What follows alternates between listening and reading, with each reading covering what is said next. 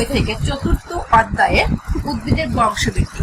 উদ্ভিদের বংশবৃদ্ধি এই অধ্যায়ে আমরা যেটা আলোচনা করব ফুলজনন, জনন এবং ফুলের একটি বিভিন্ন অংশের নাম।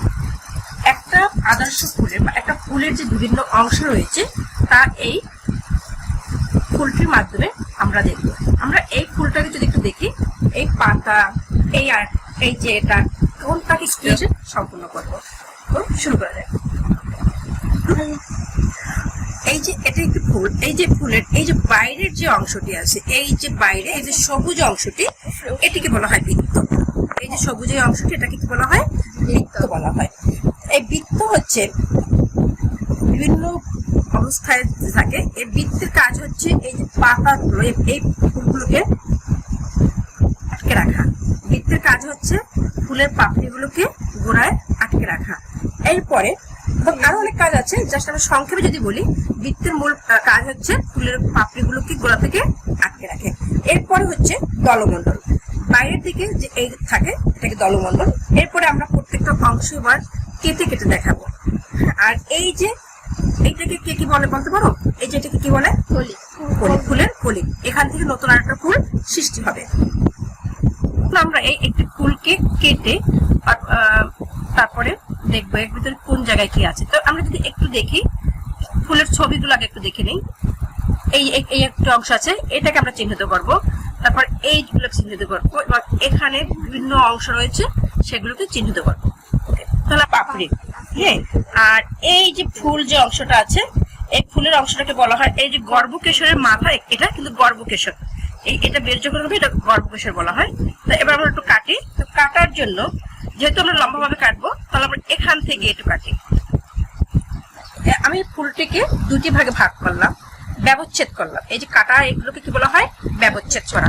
তো ব্যবচ্ছেদ করলাম। ব্যবচ্ছেদ করার পরে এখন যদি আমি এখানে দেখি, এই যে দুইটি অংশ হয়ে গেল। এবং তোমাদের যে বই আছে, এবার আমি একটু তোমাদের বইয়ের সাথে যদি আমি ছবিটা করি, এভাবে যদি রাখা হয় এখানে, এখন দেখো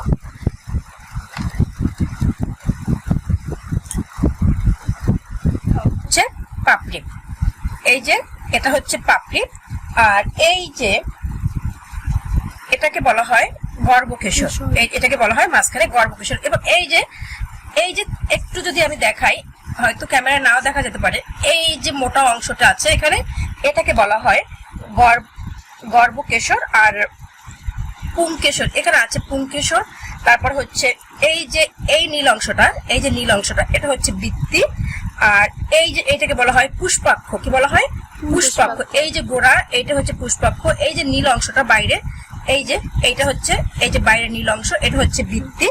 তারপরে এইটা হচ্ছে গর্ভকেশর। এই যে মোটা এই অংশটা, এই যে এখানে, এটা হচ্ছে গর্ভকেশর। আর এটা হচ্ছে, তারপর এই পাশে যেগুলো থাকে আরো, এই যে একাধিক আছে, এগুলোকে বলা হয় পুংকেশর। কি বলা হয়? পুংকেশর। তাহলে আমরা কি কি দেখলাম? ফুলের পুষ্পাক্ষ, এটাকে কি বলা হয়? পুষ্পাক্ষ। এটাকে বলা হয় বৃত্তি। এটাকে বলা হয় গর্ভকেশর। এটাকে বলা হয় পুংকেশর। আর এই যে এগুলোকে বলা হয় পাপড়ি। তো এই হচ্ছে একটি আদর্শ ফুলের বিভিন্ন অংশ। তো এখন আমরা যদি আবার একটু পুরোটা দেখি, এই একটি আদর্শ ফুল। এই ফুলে কি আছে? পাতা আছে এবং ফুল আছে। ফুলের এই যে মুকুল আছে, আবার নতুন একটা কলি, নতুন একটা ফুল সৃষ্টি হবে।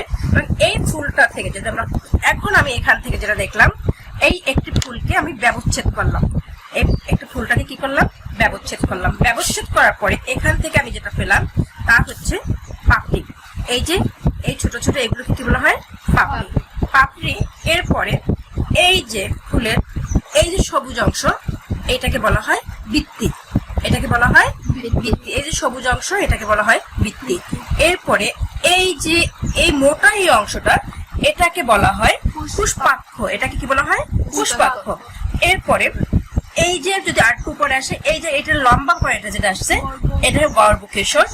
আর এই যে এটা, এই ফুলের এই যে এখানে রয়েছে, এটাকে বলা হয় পুংকেশর।